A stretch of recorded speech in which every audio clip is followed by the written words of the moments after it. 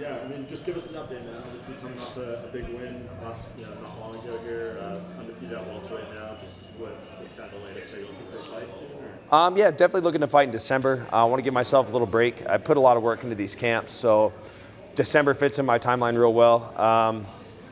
We're going to do a new deal, which I'm excited about, and part of that deal is I want my next fight to be against a ranked opponent. I'm very adamant about that. When I left lightweight, I think I was ranked 10 or 11 in the UFC rankings. So I think I deserve a ranked opponent, and I know the UFC they'll deliver. So so I'm just kind of sitting in limbo. I kept myself training after my last fight. My coach was finally like, "Dude, go to Edmonton, pump the brakes. You need to chill out. You're gonna fight before the end of the year. We need you healthy." I kind of go into lunatic fringe mode when these camps start. So I got to give myself a little break. It's just kind of hard to do, but so I'm just gonna kind of sit. Get this new deal knocked out, get a fight in December, get a win. Is there anything else you're looking for, within this deal, except for a ranked opponent in the next one? No, not at all. You know what I mean? I've got no quarrel with the UFC. They've always been very, very good to me. They've always treated me very well. I'm in this company for life, so it's there's nothing I'm looking for. Just a ranked opponent and a name. And I know they'll deliver, so we'll see what happens. Well, there's a lot of big fights coming up in your division. In this, I don't want to call it a layoff, but in your break, are you at least looking forward to seeing this division play out? Yeah, oh yeah, dude, always, absolutely. I'm always paying attention. Whatever, I still find myself paying attention to lightweight. It's kind of hard. Sure. I spent my whole life fighting in lightweight. I've only been at welterweight for a year, so I find myself paying attention to both weight classes, especially when you see guys kind of moving around and stuff. So, I'm definitely paying attention to what's going on. We got a big welterweight fight tonight. We got Jeff Neal, Nico Price. That fight's going to be sick. I'm always paying attention to the landscape of my division and just kind of having a plan. I think that's one thing a lot of guys don't do is they don't pay attention. They just kind of think about, they're very narrow-minded about something they want. It's you got to have a reason.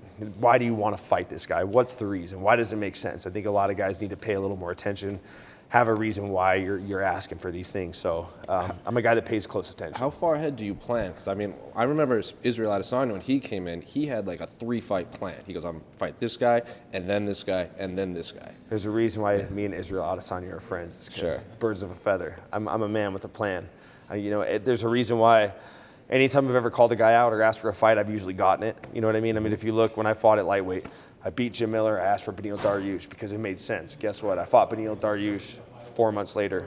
After I beat Beneil Dariush, Tony Ferguson made sense, and I knew it. So guess what? I asked for Tony Ferguson. Guess what? I got it. You know what I mean? So I'm a guy that pays close attention. I'm very tactical in my approach as to why I ask for certain guys. You know what I mean? It's not just me throwing out a name. It's not me picking the weakest link or who I think I match up best against. It's just looking at the landscape of the division and picking the fights that make sense, making the matchmaker's job easier. Sean's got enough shit on his plate, so I'm just trying to help him out. You know what I mean? Sure. Yeah. Been hanging out with your buddy Wonderboy here all week. He's ranked. He's looking for a fight. Our timelines don't match up. He's a good guy. You know what I mean? Maybe later on down the road. I'm not looking to get matched up with a guy that I just became friends with this week. You know what I mean? But maybe later on down the road, yeah, absolutely. We'll see what happens. It's a sport.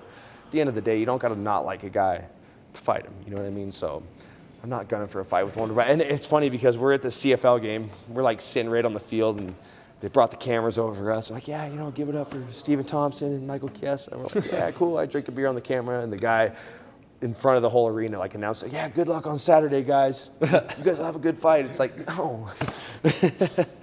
No, sir, you're wrong. But yeah, maybe later on. There's other guys, you know what I mean? And styles make fights. There's a lot of fun things you can do with him. There's a lot of fun things you can do with me. I think there's better fights for us out there right now, but maybe later on, let's do it. So we saw another guy move up tonight in the weight, and Eric Hope obviously went his way. You're one of the ones who do it. You said about a year ago now. What would you say to guys who are on the fence right now in terms of moving up? Yeah, there's a lot that goes into that. It just depends on how hard are your weight cuts. How big are you? How much, for lack of better words, what kind of hell are you putting yourself through to get to your weight class? It all really depends on that. You know what I mean? Because if I didn't have a big frame, I probably wouldn't fit at welterweight. You know what I mean? It's just because, just because you're having tough cuts, maybe it's you need to diet better. Maybe there's certain things you could do better to make it easier. Or maybe you really are in the wrong weight class. For me, I really was in the wrong weight class. At this juncture, I'm 6'2", walking around at 195 pounds. I'm definitely in the wrong weight class. You know what I mean? I'm not a small guy. So, you got to kind of factor a lot of things into that. It's not just how tough are your weight cuts, but what are you doing outside of camp? How do you eat in camp? Other than the fights and the fight game and camp and stuff, how has moving up to 170 benefited you outside of that? Like, what have you seen change your life? It's a total night and day difference, man. When I fought at lightweight, if I was to, let's say I'm in Canada, native dish is the poutine, okay? If I was fighting at lightweight and I ate some fucking poutine, I would go back to my hotel room and grill myself. Like, dude, what are you doing? You got to eat salad. Like, you're going to have to fight in 4 months. You're going to have to lose 40 pounds. You know what I mean? Like, it's quality of life thing. You know what I mean? I'm a lot happier. It's better for my team. I'm very, when I was fighting at lightweight, I was very unresponsive to training. My coach would tell me to do something, and I would just be so withered and feeling like shit with 6 weeks to go in camp and just be like, dude, fuck off. I can't do that right now. You know what I mean? That's literally what Eric Hope was saying. Yeah, it's like I'm very responsive now. Like, I feel good. I can train hard. I'm actually starting to evolve again. I got very stagnant. I wasn't getting better in my skill set because I was just so focused on cutting weight. So it's just nice to actually be focusing on my skills, making improvements.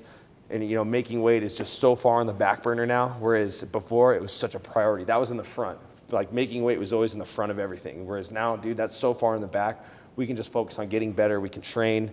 We can travel. We can go get you different looks. Like, I used to not be able to really travel to train.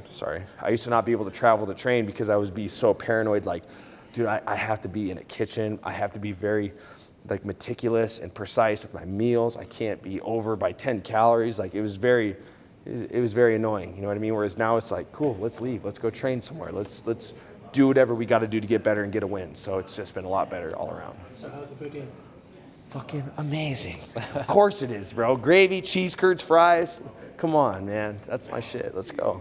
When you started, did you ever fight at 170 at the beginning of your MMA career? I had one short notice pro fight. I think it was actually my last fight before I got on the Ultimate Fighter that I took a local low level fight. But when you decided to become a prize fighter, you were like, I'm a lightweight, right?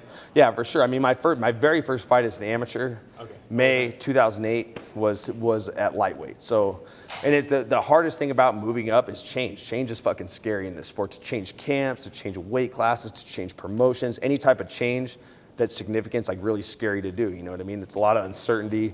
You get kind of comfortable in your own ways, even if it's really having a negative effect on you. But it's sometimes you just got to make that jump. I guess I'm not trying to ask, but I guess when you're younger, you say you're maybe less technically skilled, but you were just a bigger, stronger guy. As you get more skills, did you need that strength or? Well, the skills were always there. It wasn't always about being the bigger guy. I mean, I fought big lightweights. I fought a lot of big lightweights. I fought Jorge Masvidal, who's a welterweight. I fought Kevin Lee, who's a welterweight. I fought Anthony Pettis, who's a welterweight. So it was never about size. The skills were always there. It was just about how I felt. I didn't stay at lightweight because I was looking for a size advantage. I mean, this is mixed martial arts. Size means nothing. You know what I mean? That's the whole foundation of this thing. I mean, I'm a grappler. I practice jiu-jitsu a lot. That's we harp on that. Size means nothing. Strength means nothing. It's all about technique. The techniques were there, but I'm just saying I got stagnant. Why were you ever at 55 then? How do you just decide to when you get ranked, when all of a sudden you get ranked, it's hard to just jump away. I'm here to be a champion. You know what I mean? That's the goal, is be a world champion. So cool. Right around the time I get ranked is around the time I'm getting too big for the weight class. So now it's oh cool, you're ranked 14th. Well, sorry, I'm too big. I got to go. No, you got to deal with it because I'm trying to be a champion. That means if I got to put myself through hell through these weight cuts, I'm going to do it. But it gets to a point where it's I've lost 2 in a row. Got to look at the big picture now. Okay, you've lost 2 in a row. You're jumping back. Let's make a move. You know what I mean? In the past, Dustin Poirier has said it took him a few fights to feel like an actual lightweight rather than just a featherweight that stopped cutting weight. Yeah. As 2 fights into welterweight, are you feeling the same way? Do you feel like a legitimate welterweight now? I mean, I still had to cut 12 pounds to make 170. You know what I mean? It's not like I'm just waltzing in there at 170. I'm still having to cut weight. You know what I mean? So yeah, this was the fight where I felt like a true welterweight. You know what I mean? Whereas the Condit fight, I was kind of dealing with a lot of nerves. 2 losses in a row. First fight in weight class. Kind of a lot of different things going into it. Where after that fight, I kind of got to settle in and kind of soak in how I was feeling, what's going on in my head, how's my body feeling. Yeah, when you got to cut 12 pounds for your weight class, yeah, I think you're in the right division. When you were headed for the championship in the lightweight division, there was obviously some delays and some uncertainty with the championship with Conor, and it feels like maybe we're dealing with some of the same delays with Khabib now too, with just not knowing where it's going. Do you feel like you might have to deal with some of the same stuff in the welterweight division? It seems like the champions are taking time off, Tyron did the same thing, and then now it seems like Kamaro's been off for quite a while, and we don't know what's happening there. How do you feel about that? For me, I'm not really thinking about it as much as I was at lightweight. I did factor in those types of things at lightweight, looking at Tony Ferguson winning an interim title, Conor being in the fringes. There was a lot of I feel like there was 3 champions in my weight class at one time. You know what I mean? Whereas now it's it's a little more clear cut who the man is. And I'm not ranked right now, so I don't really focus too much on it. But by the time I get there, we'll deal with it. But right now, I'm just very focused on getting a ranked opponent, getting a fight scheduled. Looking for December, looking for the ranked guy. Once I start climbing the rankings, maybe I'll dwell on those things a little more. But we'll see. Cool. Thanks, guys. Yep.